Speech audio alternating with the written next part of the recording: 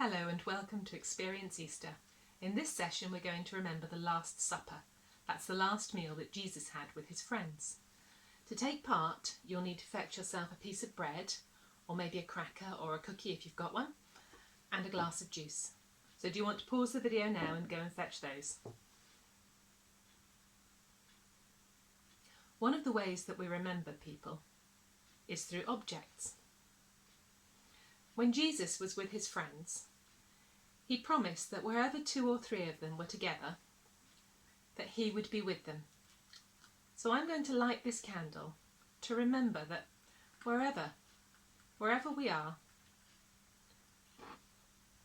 Jesus is with us. The candle's useful because one of the things that Jesus called himself was the light of the world. So as we look at the candle, we remember Jesus bringing light into our lives. Objects are like that, aren't they? They're a way of remembering people or maybe special occasions that are important to us. You see this ring? My mum gave it to me when I was 18.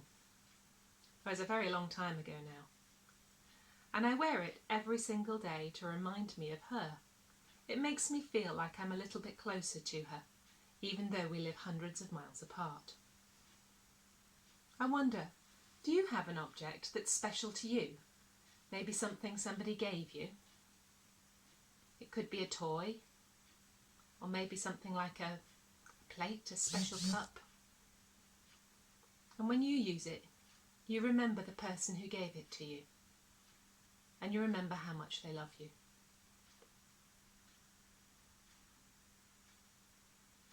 When Christians get together, we often share bread, and we share wine, and we do it to remember the last meal that Jesus had with his friends.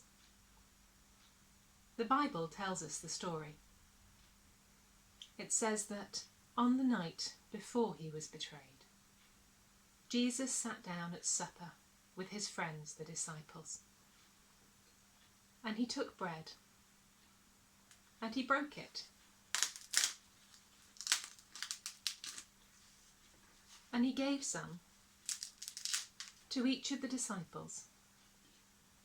And he said to them, "Take, eat.